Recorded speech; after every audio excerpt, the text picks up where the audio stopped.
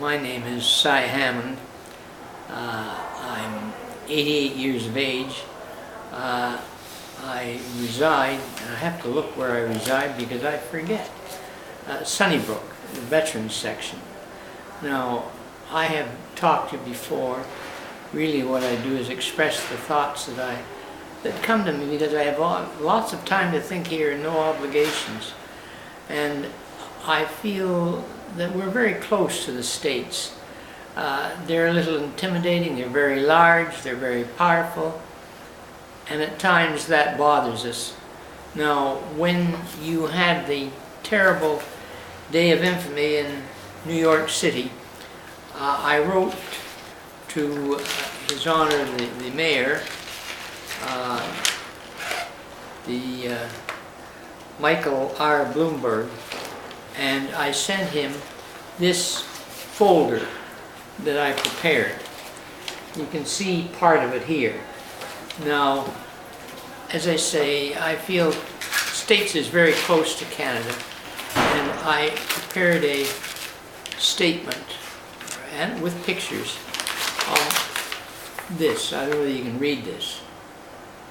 And you'll note that the symbol, which I always associate, which everybody associates with States, is the eagle. And I ended up with faith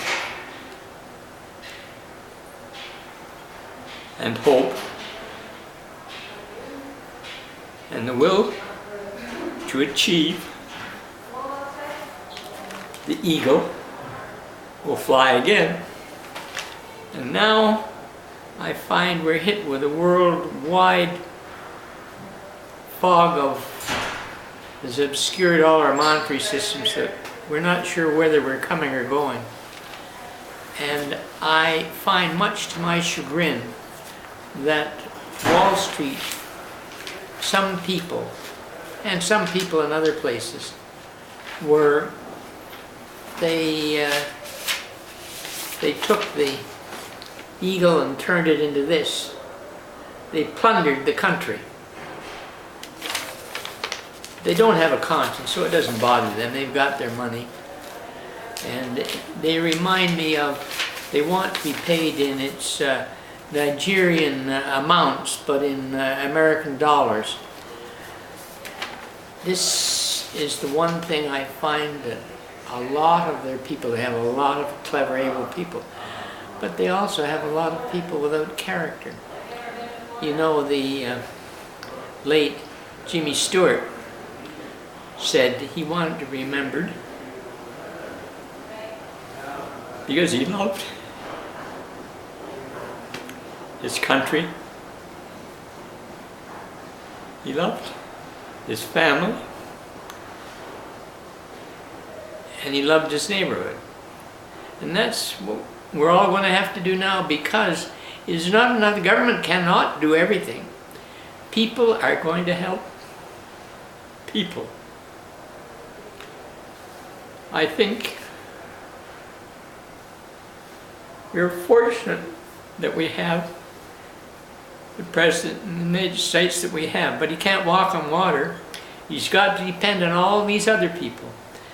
And with his upbringing, the way he was brought up, there's an old English saying, what's bred in the marrow comes out in the bone. And it shows with him, but he cannot do it alone. And what I'm afraid of, that although they're bright, although they're experienced, they're also still greedy. They haven't changed that much, and they need to change absolutely, and I'm afraid they're not capable of it. The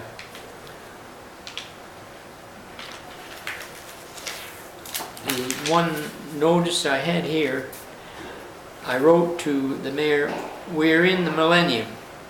Our inscripts, this is the one here, a replica, it's an Eskimo thing, are made of concrete and steel, but they have the same meaning for our people. A beacon of hope and research of our faith in our way of life, the human spirit, never dies. Times change, but the spirit of humanity, for those who believe, is always the same.